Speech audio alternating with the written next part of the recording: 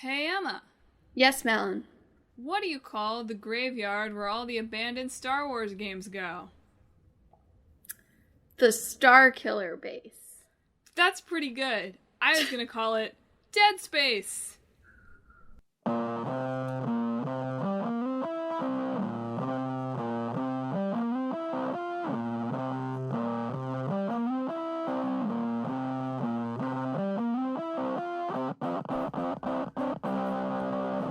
Hello, and welcome to Talk This. It's dangerous to podcast alone. What did you say? The Star Killer base? Isn't that a thing in Star Wars? The Star Killer? I mean, it feels like almost by necessity somewhere in the extended universe, the Star Killer is a thing. I've seen a whole 4 Star Wars movies, so... 5, actually. I've seen a whole 5 Star Wars movies. The sound you just heard was everyone turning off the podcast. They're like, oh, okay. Well, come back next week.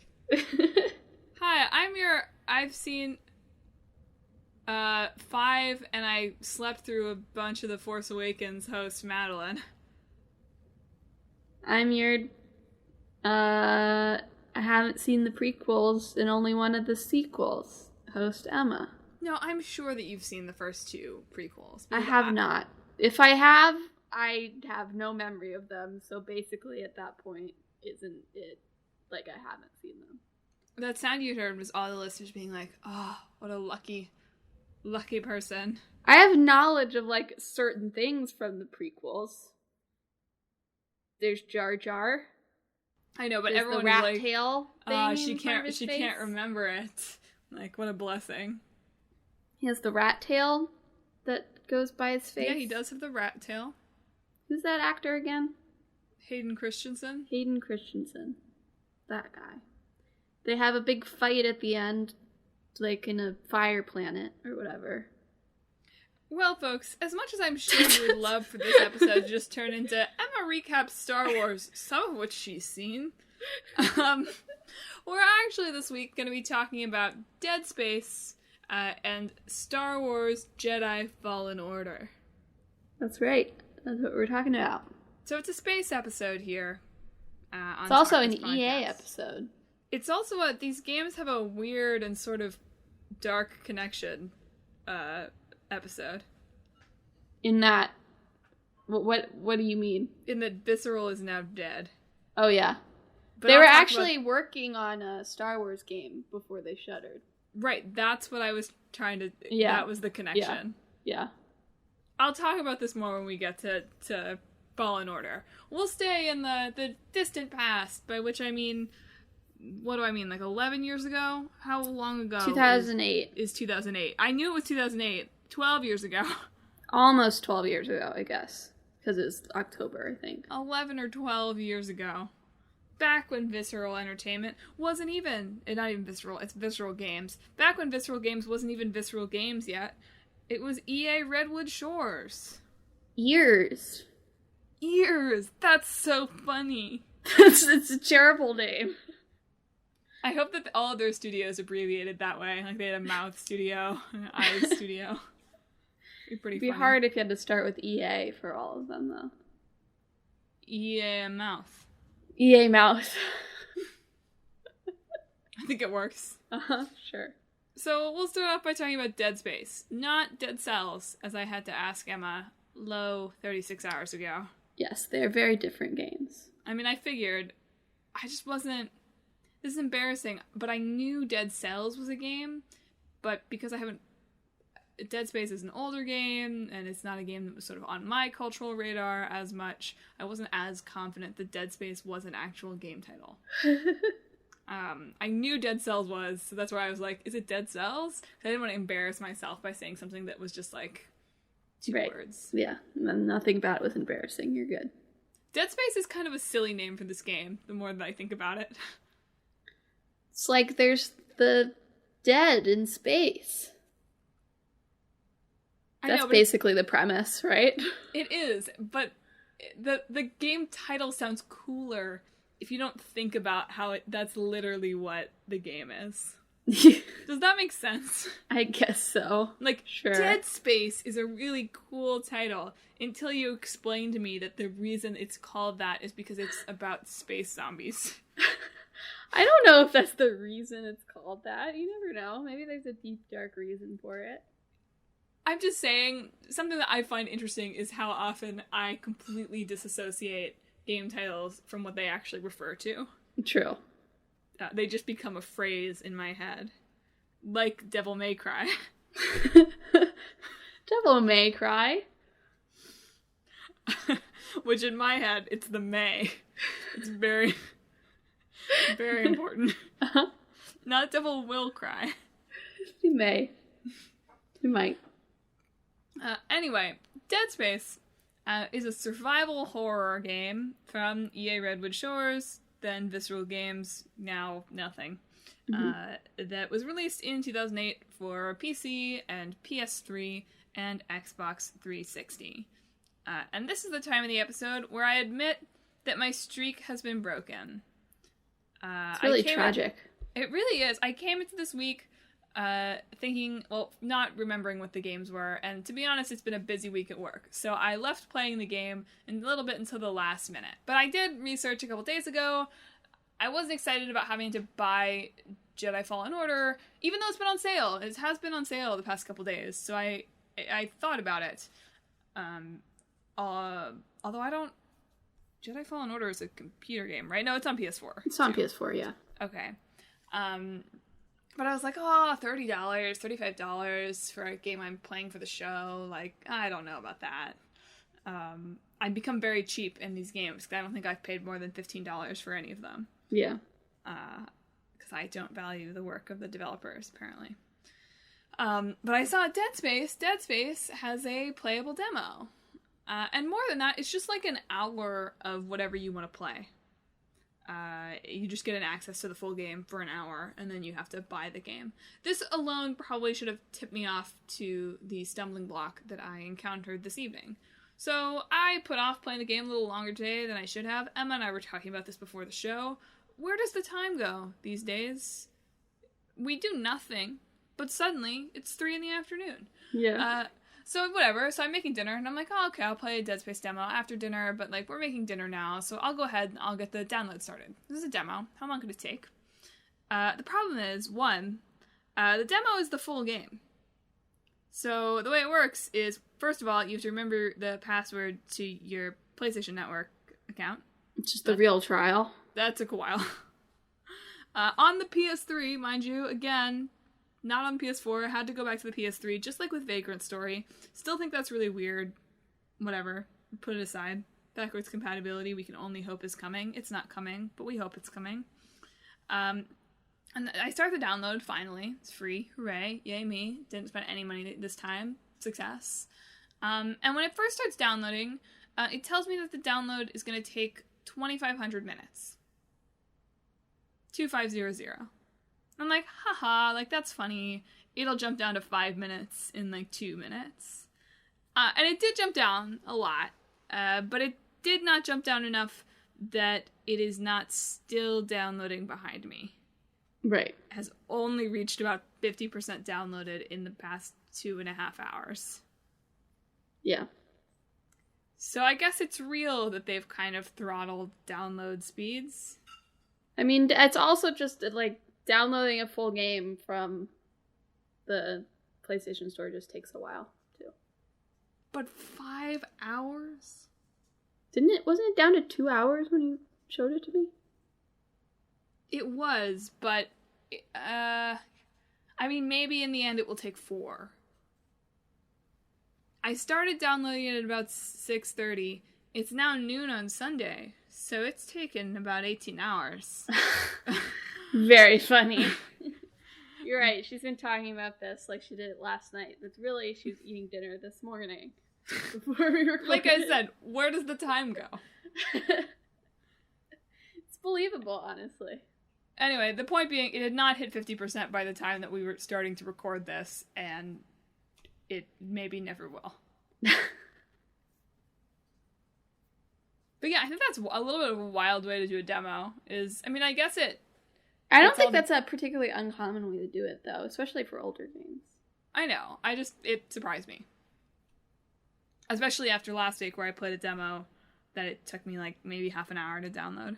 Right.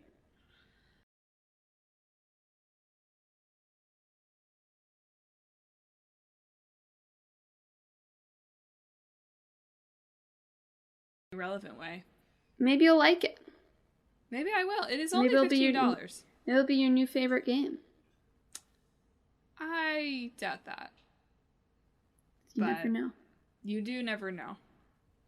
Anyway, now that I've told my big long story, let's actually talk about the game. Right? Yeah. Thank you for listening to my boring download story, everybody.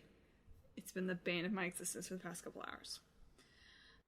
So, Dead Space was actually Redwood Shore's first their own intellectual property. Previously, they had been doing a lot of tie-in games for EA. It was originally supposed to be a sequel to System Shock, another one. System Shock 3. Yes, System Shock 3. But then Resident Evil 4 came out, and EA was like, ooh. And also Redwood Shores, to be fair. Everybody in the industry was like, ooh, gamers like survival horror now. They're into it. And so the pitch was sort of revised into what Dead Space became, which is very much taking inspiration from stuff like Resident Evil. That's so funny. There's such funny little parallels between these two games this week in like strange ways. It's interesting. I mean, it's just like EA is like, ooh, people like this. All the parallels are like EA has absolutely no idea what they're doing, but is trying to pretend that they are. I mean, yes, that was the parallel. Thank you. So in Dead Space, you play as space engineer Isaac Clarke, which one review was like, get it? And I was like, what? Asimov and another author, I can't remember right now. That's not specific. Like, these are not interesting enough names that I should immediately think Isaac Asimov. It's two science fiction authors, basically. Okay, fine. I guess. I don't think either this first or last name is distinctive enough that it warranted a get it, but whatever. And you're the space engineer, Isaac Clarke. You've been sent up to the USG Ishimura, which is a space mining ship, where the crew has all turned into space zombies called necromorphs, including Isaac's wife, I think. Of course. Who you have nice visions of throughout the game. Yeah. And so it's your job on the ship with the help of your remote crew in your ear to survive the horror. And the way you do that is you're doing a bunch of kind of like fetch questy things. That's how the game works. But as you go along, you have to kill all of these necromorphs, right? Because they're bad and they want to kill you. They're space zombies. But the way you do that, you can't just like with normal zombies, like shoot them in the face or anything like that.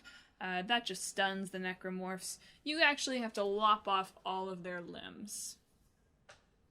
Which I feel like has been a real theme of the kind of monster content that I've been enjoying lately. So it didn't strike me as super, but it's an interesting video game mechanic for sure. Mm-hmm. Very different from how I would usually play any game. I feel feeling I'd be very bad at this game. I'm really sorry I didn't get to play it. Yeah, you maybe knew this was coming, but guess what?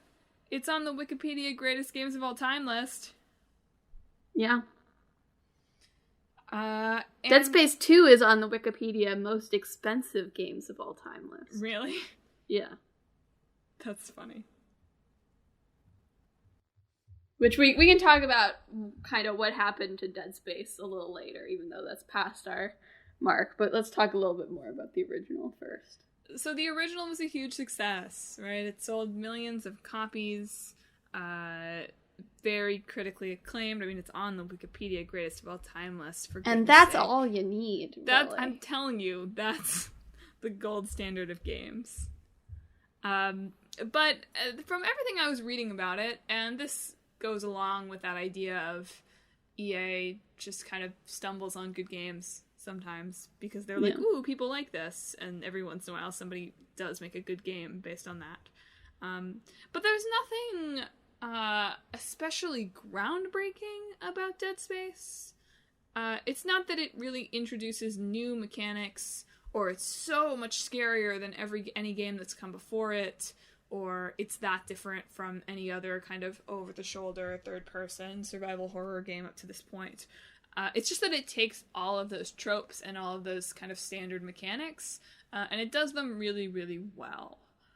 From what I was seeing, like, the graphics hold up surprisingly well. Helps that everything's pretty dark. Mm-hmm. You know, it doesn't look like a new game by any means, but it still looks pretty good and pretty creepy, from what I've seen.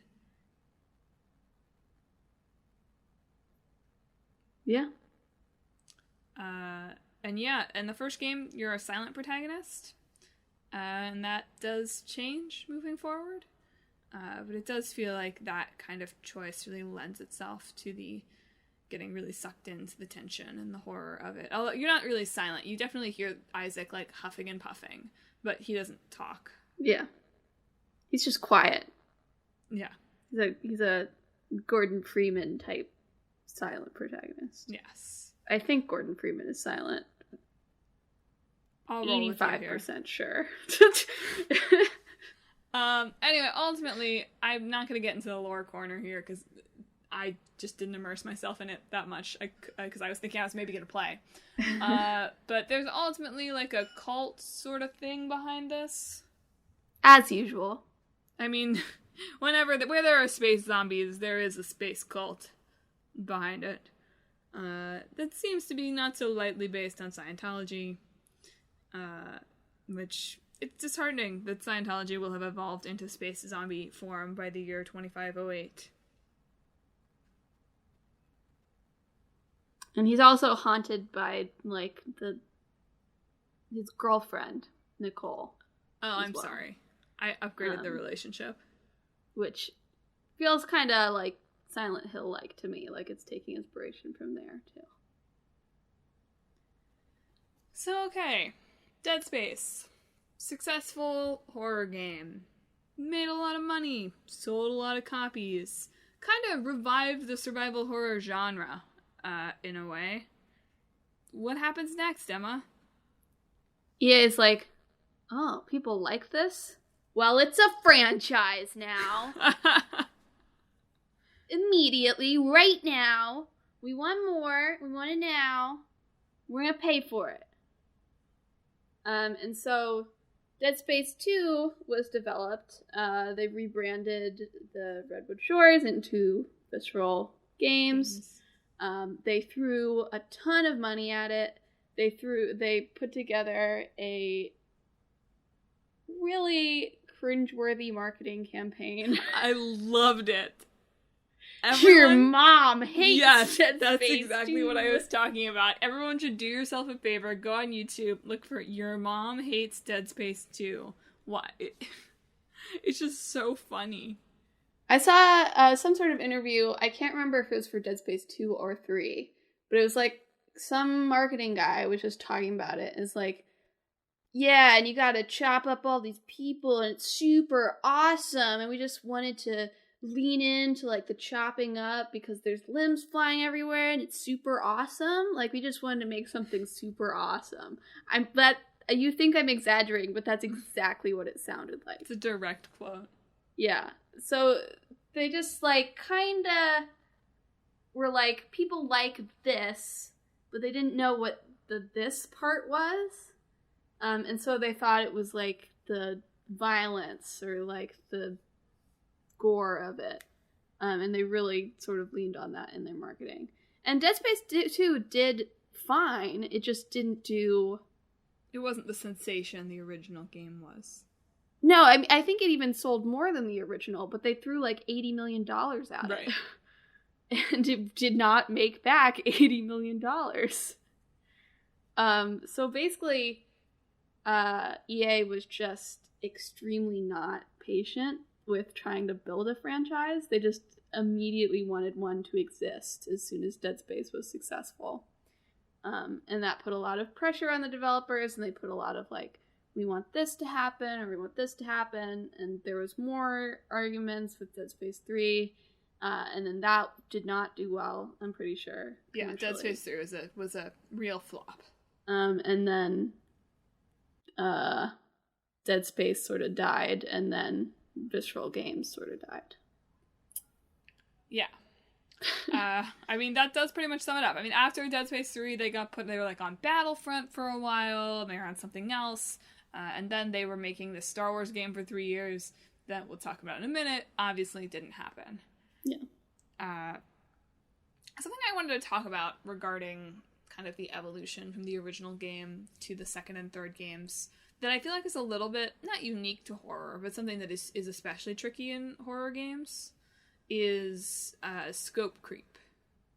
Yeah. So obviously that's something that's a major battle and sometimes a big success in sequel games, right? Is you often have more money, you've got stuff that's you're building from already, so you can make the bigger, better game that you wanted to make the first time. Yeah. But with horror games, I feel like a lot of the time that kind of scope creep kind of destroys what was good about the game in the first place. In a way that, I mean, this happens in many genres, right? Just because of how long things take, or things coming out underbaked, or what have you. But I feel like in horror specifically, there's something about the genre and what successful horror games often look like that sequels often kind of expand past what that is. Yeah, I mean, I think a lot of horror doesn't actually, and this isn't entirely exclusive because it depends on the type of scare you're going for, I guess. Of course. But a lot of horror doesn't benefit from being big. Right? So, yeah. Like, where are you putting that money? Like, I guess you could make the graphics better. Sure, that's always good. But, like, you don't want, like, side quests, really, in your horror game. Or maybe you do, sort of, but, like, you don't want... I can't even really think about, like, what an open world sort of horror game would be like, you know? Didn't I talk about one at PAX? I think the Evil Within 2 is not exactly open world, but, like, area-based. Okay. Fair enough. But, like, all the ways you think about how games are making themselves bigger nowadays, it just doesn't seem right for horror. But on the other hand... Dead Space 2 and 3 definitely lean into, like, the set piece. Yeah. Right? The That action-y stuff, like, you see in, like, the Uncharted games are all set pieces, basically. But Uncharted games are definitely not horror. Yeah. Even if they do have some, like, they're horror if you think about it too hard. Yeah, sure.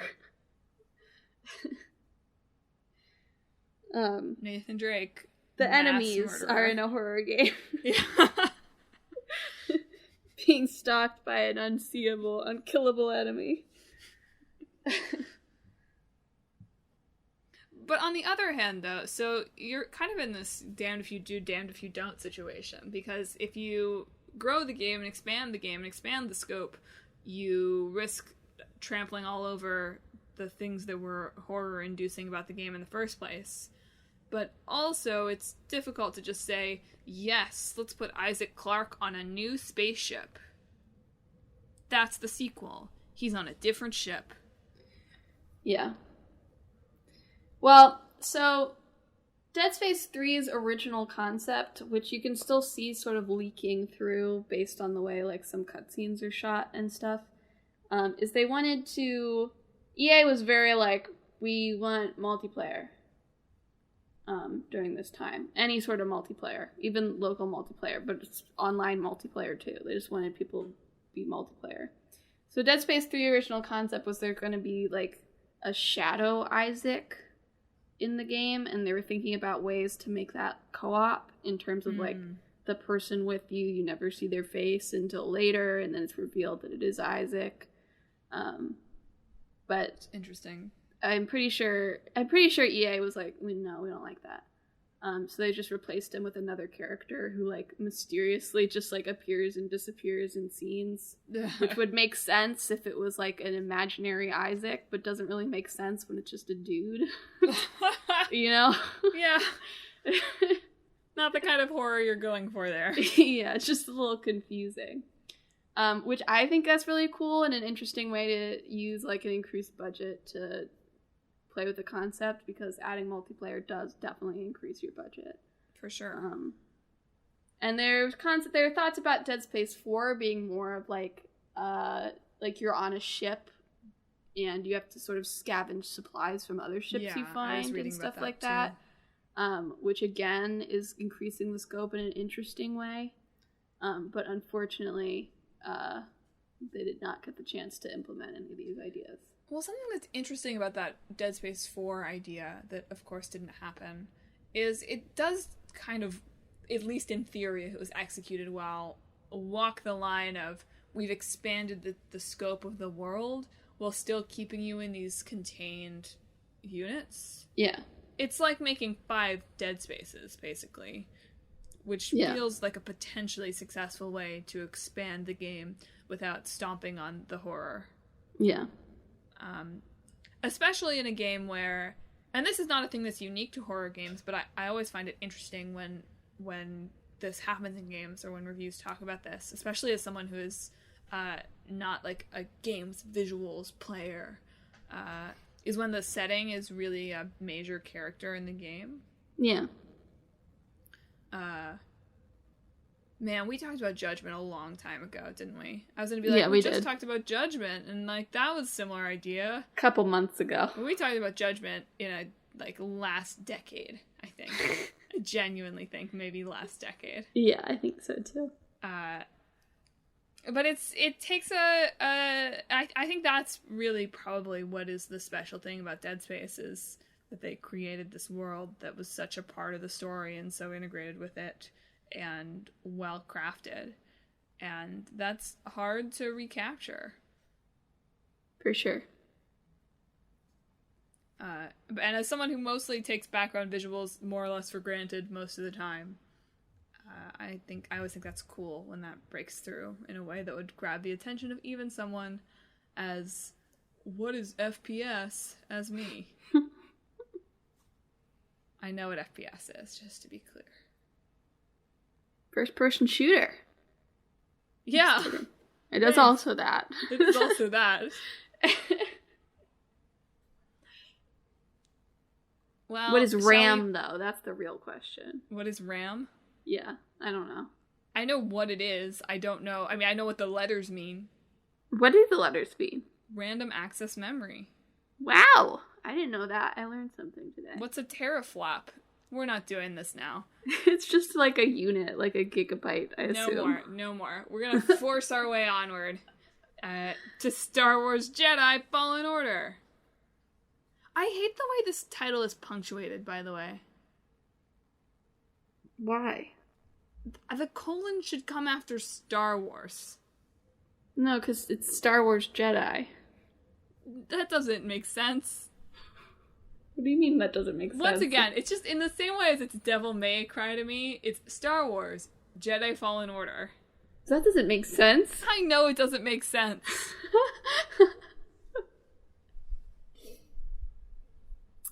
Well, anyway, Star Wars Jedi Fallen Order is what an other kind of Jedi game. is there? There isn't one. You don't have to have Star Wars Jedi. We know. Anyway, go on.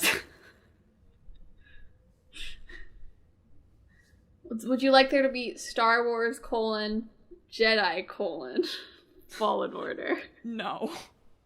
Okay. Should hurt my grammar soul. Come on, tell the people what the game is. I'll just stew over here. It's an action-adventure game developed by Respawn, who you may know from Apex Legends and Titanfall. And published by EA, because EA owns the Star Wars license. That's why they've turned up so much in Star Wars stories. It's a set after the prequels by about 5 years, but before the original trilogy. A New Hope? Yes, before A New Hope et al. And you play as a young Jedi Padawan who somehow escaped the slaughter of the younglings. I don't know what happened in the third prequel movie. Palpatine had the clone armies come after the Jedi. Okay, so he escaped that. He was a youngin' that was not killed, or whatever. Named Cal Kestis, as he's trying to sort of hide his origins, and not be taken by the forces of evil. Of course, he's discovered when he saves a coworker from, like, an ironworking accident, which I feel like is, like, a weirdly specific trope that shows up frequently. You know? Ah, yeah. I think we've all been there. It was like that's what happens to, like, Magneto in one of the X-Men movies, too. Yeah. Like, specifically, it's like steelworking or ironworking or something like that. Steel and ironworking is dangerous. I know it is, but it just feels very specific. So it's sort of Dark Souls-y, sort of Batman-y in combat style. A sort of Metroidvania. Star Wars Jedi Fallen Order is what would happen if we were given, like, one of the old Star Wars games as our old game and had to mash it with any one of these other games that gets cited in these reviews. Yes, exactly. Because every review I read had different games, and it was like, oh, it takes them from this, it takes them from that. Yeah, let me read my list here. It's like, everybody says Dark Souls, and From Software, and Sekiro, like, that's everywhere. A lot of things said Metroid, somebody said Breath of the Wild, then a lot of them say Uncharted, which is kind of funny, if you know the history behind this game. Some of them said Tomb Raider. Like, there's just any game that's been successful in the past 5 years is in this game. Yeah. Anyway, I could sum the story up, but really, you're Cal. You're a Jedi. You got a cute droid. Well, you're not really a Jedi. You're a Padawan. You're a training Jedi. You're a Jedi in training. You're in the Star Wars world doing stuff. Spoiler alert, you do fight Darth Vader for some reason. I read a lot of reviews that was like, everything's really good, but, like, why is Darth Vader here? Can you please leave? If you're allowed to put Darth Vader in your video game, I guess so. They were like, you can use Darth Vader, and they're like, yeah, okay, sure. I can't wait for the Yozora Darth Vader fight coming in Kingdom Hearts 5. You joke, but it's coming. I'm ready. Okay. So, shall we talk a little bit about EA's sordid history with Star Wars games? Sure, let's talk about EA more. You sound so excited. I love talking about EA. They're my favorite studio. So EA owns now, or, works on the license, has the license to produce games from the Lucasfilm cinematic vault. Yes. And Lucasfilm, from what I've read, I mean, we've seen other things. Lucasfilm used to have its own game studio, right? With all the like action-adventure games. That's a long time ago now. But is usually not slow to cut itself loose from game companies that aren't doing well with its properties. And rightly so, right? Like, they control Star Wars. Like, why would you let somebody make bad Star Wars games when literally you could call any company and be like, would you like to make a Star Wars game? Yeah. And they would do it.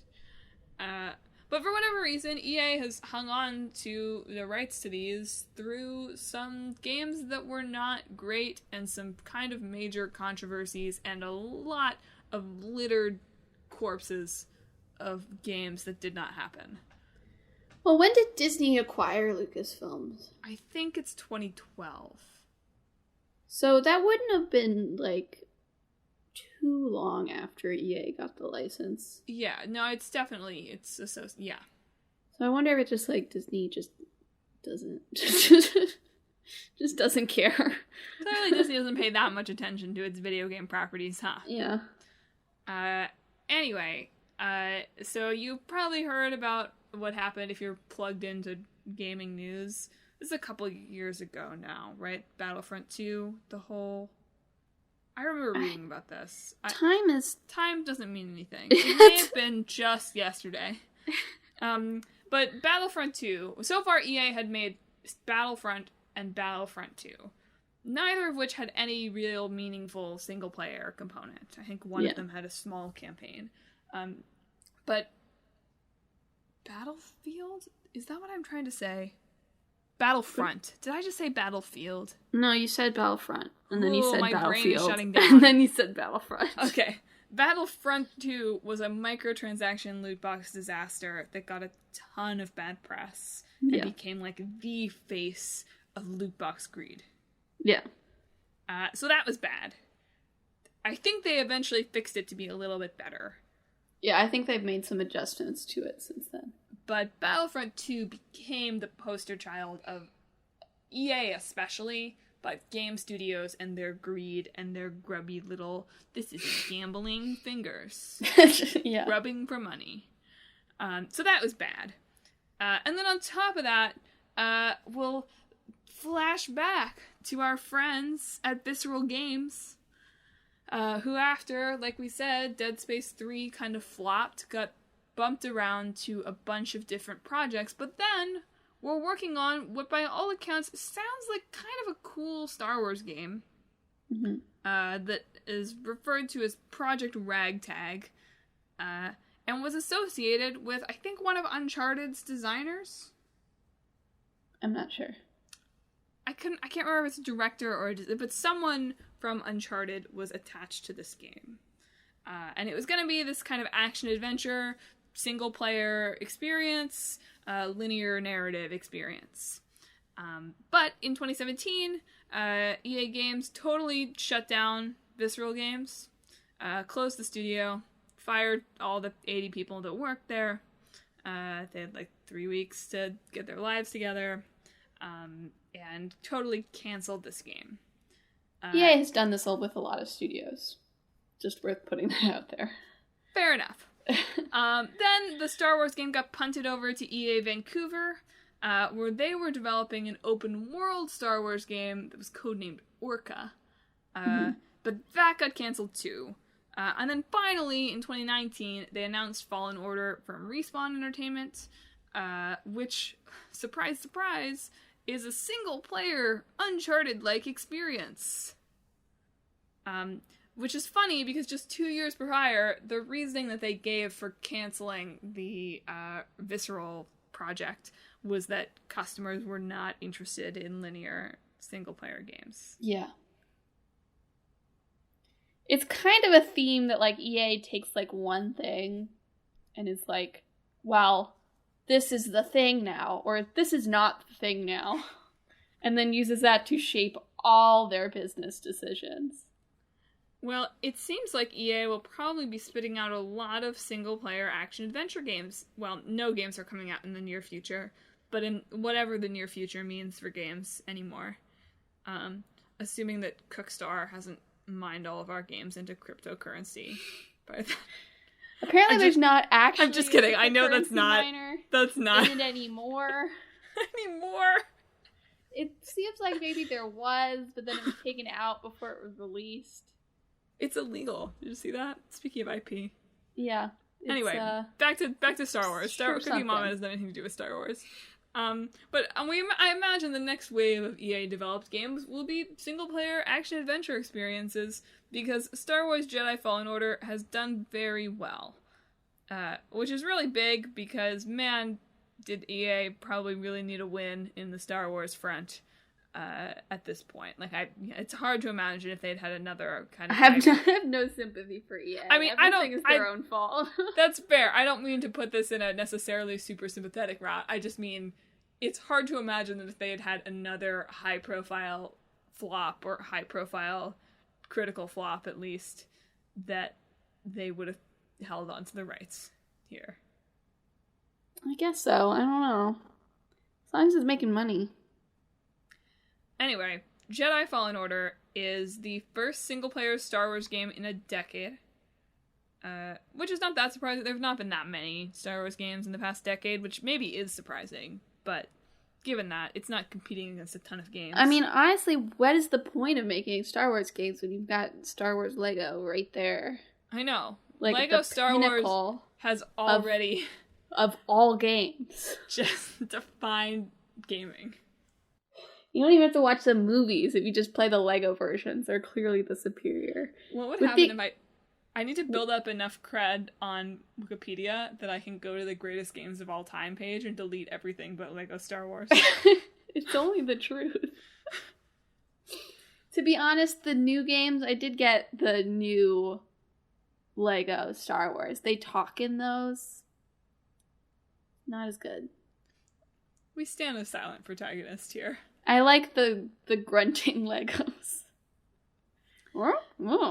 Anyway, Jedi Fallen Order has sold like 10 million copies since it launched in November. And who knows at this point? It's on sale now, so it's probably sold 25 billion copies now. Everyone's at home. Yeah. You know, and it launched in the middle of this like fall of Star Wars, where you had the last movie and The Mandalorian. So, peak Star Wars hype time. Yeah. Cal is kind of boring, apparently. That's a big critique of the game.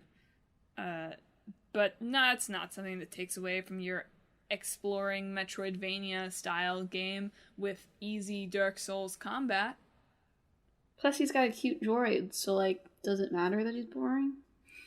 I'm glad that the Star Wars formula now seems to be hero with cute droid. Yeah, they have to make a new cute droid. Baby thing. Cute thing for every movie. Yeah. And installment, basically. Which, like, sure, yeah, sell that merch, man. Yeah. Do it. Another thing is that Jedi Fallen Order launched pretty buggy. From what I read. I remember when it launched reading about the jump thing. The jump thing. So, there's a bunch of... like, you can go to the worlds, basically, in any order. But the whole Metroid part of this game, the exploration part of this game, right, is that you have to gain certain powers, and, like, you can keep going back to the worlds. And as you have more powers, they open up to you, right? Right. But there's this world, it's a world you're not really supposed to go to first, right? It's, like, the hard world to start at. Because you can't, like, apparently, like, you can get your double lightsaber there, which, like, dope. That feels worth going there first, to me, alone. But also I understand why people go there first, because it's marked as, like, hard. And when I'm like, oh, that's the hard world, like, let's go there first. Sometimes I don't go fall there into that first. trap. What? I always go to the lower level world first. Every once in a while, I feel spicy. And okay. But, whatever. Riskier people than me probably feel spicy more often. And in this world, there's a jump that you're not supposed to be able to make without some more force powers. Wait. Only people, including, like, I think one of the Kotaku podcasters, rest in peace, Split Screen, we killed you. Bye. Go to, if you liked their Split Screen, it's like Triple Click Pod or something now, yeah. So... I'm just glad we scared them off of the name. But he had finished, like, half of the game, made this jump that you're not supposed to make, and then couldn't progress, but also couldn't return. And, like, had to start over. Yeah, that's always unfortunate. Yeah. Just, there are a few bugs like that, progress trapping bugs, and a lot of stuff with, again... from this person who doesn't care that much about visuals, a lot of stuff with, like, textures loading in and loading times and enemies that spawned later than they were supposed to and all that kind of standard buggy stuff. Yeah, I don't know if they're playing it on, computer or PlayStation 4, but I have actually noticed with some recent PlayStation 4 games that there are texture loading issues, and I'm wondering if it's just because games are hitting like the ceiling of what the PlayStation 4 can load. You gotta get a pro, my dude. Well, I just gotta wait for the PlayStation 5, which I'm probably going to wait on based on what I'm hearing of it. But that's not the topic of this podcast. We'll talk about that later. Yeah. Did you know, I thought this was funny, at first Lucasfilm did not want the word Jedi to be used in this game. Really? What were they going to use instead? Force user. Bros. No, Force users. Although, Star Wars Force Bros Fallen Order, stronger title, I think. Better franchise. Good. Yeah, they're just really protective of the word Jedi, I guess. Why? So in this Disney era, right? Please forgive me, people. I'm not that versed in Star Wars, right? Like I've seen the movies that I think matter, but I'm not like there's the whole extended universe, right? I'm definitely dipping my toe into waters of which I know only a little. So forgive me if this is wrong. But there used to be, I mean, there still is all of this extended universe stuff. Yeah. That since Disney has owned LucasArts, has sort of gotten clamped down on. Like, there's all this extended universe canon that kind of got thrown out, or is being ignored, or is being rewritten, right? So because this game takes place between, Revenge of the Sith and A New Hope, they're a little cagey about the continuity of it, right? Mm-hmm. I mean, obviously, should be no spoiler to say, Cal does not succeed in his quest, I think, to get the Jedi Kid data, Force-sensitive database. I don't know, actually. That is what he's going after, a database of Force-sensitive children. He doesn't kill Darth Vader. Yeah, I mean, he doesn't, thank you. He doesn't kill Darth Vader. That's spoiler alert. But yeah, they were not wanting to use the word Jedi, but eventually they relented. Which is why I think the Jedi thing is at a weird place in the cult, because it should have just been Star Wars Fallen Order. And Jedi just got siphoned in there when they were allowed to use it. So they were like, should it be Star Jedi Wars? Fallen Jedi Order? One of those. They also don't... It made sense, but I thought it was funny. So, you can play this game as like a Jedi power fantasy, basically, right? If you play on some of the lower difficulties, like you can just... The Stormtroopers are always pretty easy to wreck through, which is a funny little wink-wink, right? Yeah. But if you play on the higher difficulty levels, it's not going to be Dark Souls, but it will be more difficult. Yeah. But one of the ways that some people were complaining about that kind of power fantasy being punctured a little bit is that there are all these kind of dope ways that you can, like, cut apart droids and cut apart, like, monsters with your lightsaber, right? Right. But you can't cut through environments, which, like, okay, fine, right? I mean, that adds a lot of stuff to do, and also a lot of work for the game. No, so. I know. It's like, it's a video game, like, whatever. I get it. It's weird that, like, you encounter a locked door and you're holding a lightsaber. It's like, oh, the door's locked. But the thing I thought was funny is you can slice up droids, you can slice up robot things, right? But when you fight humans, you don't really slice them up with the lightsaber because, like, the company is very particular about dismemberment.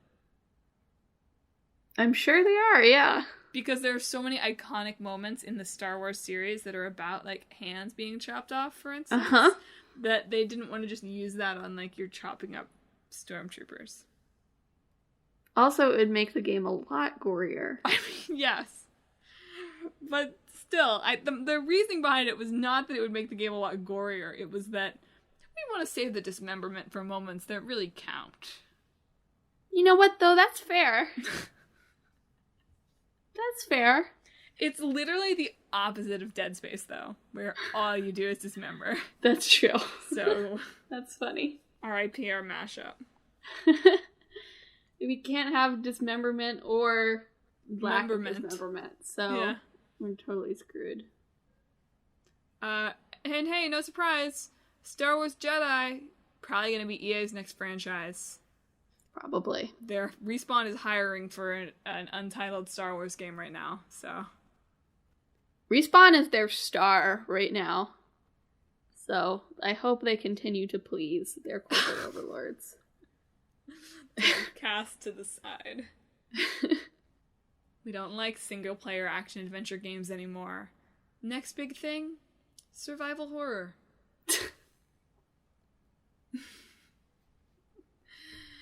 Okay. Oh, yay. Please change. You ready to mash these two games up? I am ready. It's in space. Definitely in space. There's some space in it. It's developed by EA. So EA, I hope you're listening. EA, this game is for you. It is the you next will have to pay us, though. Next big thing. We are hip with the trends of the youth today. We know what games youth wants to play.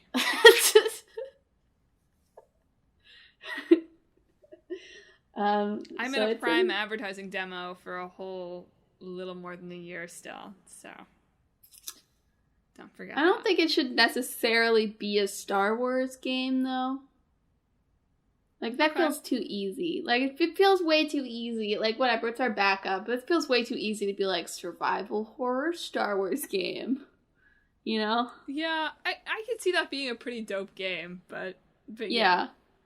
But we can't just do that and call it done, you know? You're right. It would be bad for us to make a successful mashup and just walk away. You're absolutely right. Go on. I'm ready for your ideas. So, instead, you're in space, and there are space zombies, and you're part of the Force Bros. Cool. We can't use the word Jedi. You're right. Legally distinct from the Jedi.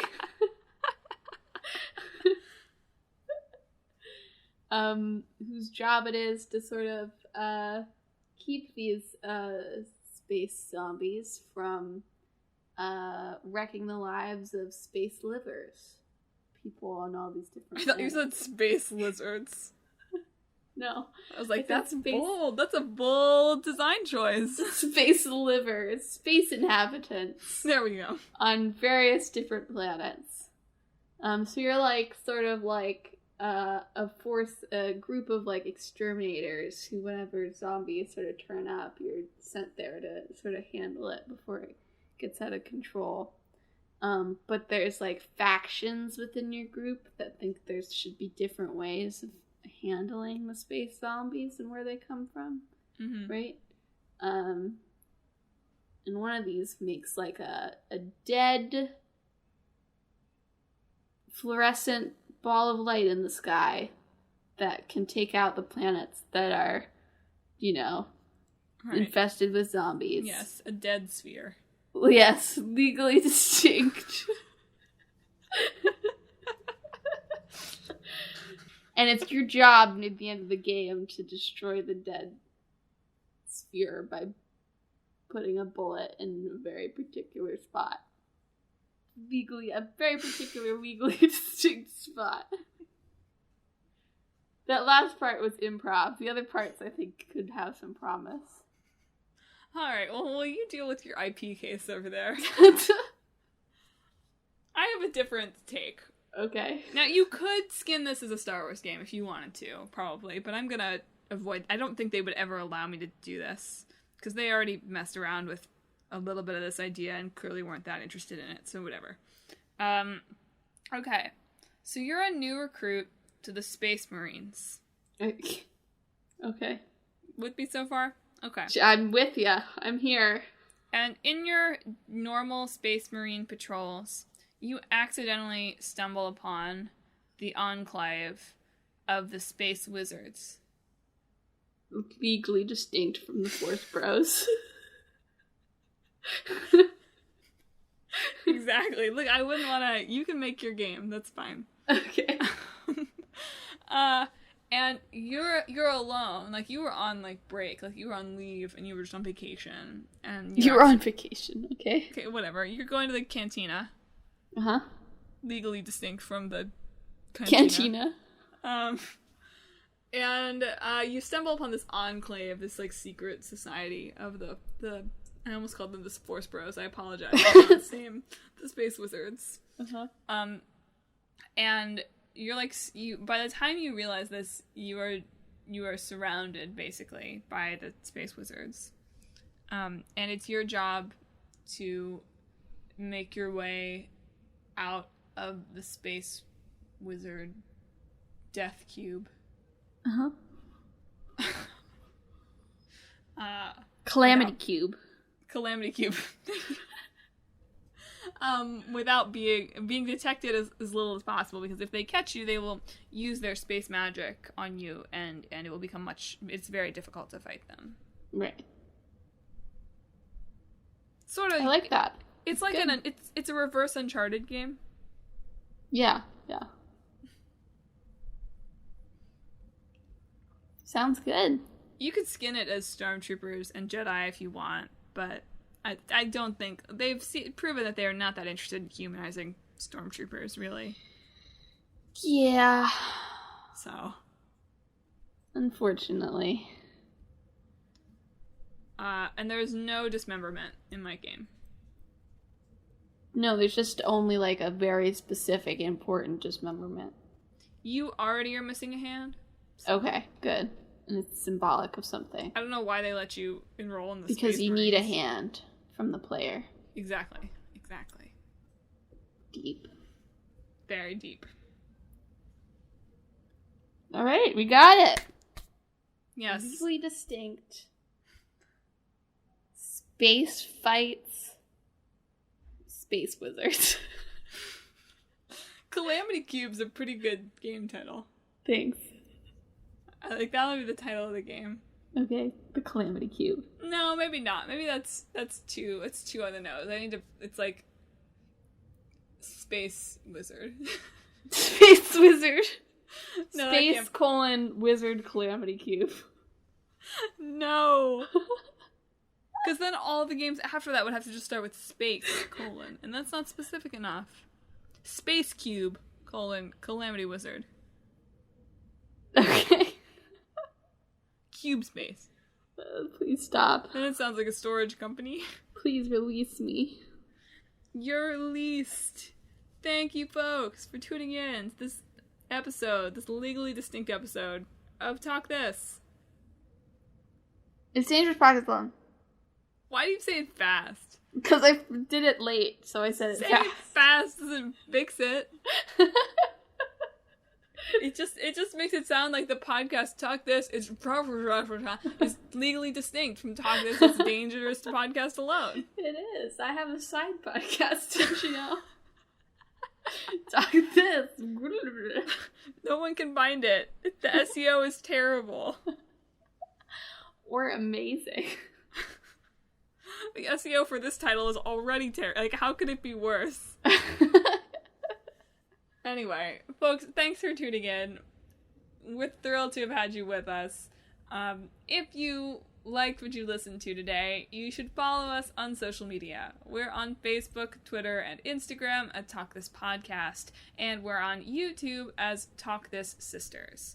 So follow us there. I've been debating whether I want to post all the Animal Crossing doodles I've been doing, but I feel like they're not good enough and people will laugh at me. They don't laugh at you. Maybe don't post like Chunky Tanjiro, but other than that, or maybe do. He's kind of good. Chunky Tanjiro. He's kind of bad in a really good way. So did you catch that he's holding Wisteria? Yeah, it's good. I was like, I could give him a sword, but that feels dark for Animal Crossing. So, anyway, tune into our social media because you might get to see Chunky Tanjiro and like weirdly beefy Moogle. And all, if this stuff isn't selling you, I don't know what will. You should also check out our website, www.talkthispodcast.com, where you can read more about the show, see the games that are in the hat that Emma's about to pull from, read about us, and check out our blog, where you can read long-running series, Clickbait Boyfriend, where my boyfriend is playing through Kingdom Hearts 3, and you can weigh in on what he should play through next, and Split Screen, where we're watching Coffee Prince, which just gets better every week, and My Hero Academia, which just explains the powers more every week. And finally, the most important thing, how could I almost forget, is if you like the show, you should subscribe to the show. We're on Apple Podcasts, Google Podcasts, Stitcher, TuneIn, Spotify, Pandora, Overcast, Pocket Casts, Podcasty Casts. Anywhere you can find podcasts, you can find Talk This. And while you're there, hey, leave us a rating and a review. We love that stuff. So that's my spiel. Emma, are you ready to pick some games in the hat for 2 weeks from now? I am ready. So, our old game is going to be Saints Row. Nice, nice. And our new game is going to be A Short Hike. Good. Those will mash great. They really will. That They're won't very be complimentary. totally incongruous at all. It's a good excuse for me to play A Short Hike, though, so. Well, listeners, this week, I hope that you have a fine time socially distancing from your space bros. Force bros. They're legally distinct.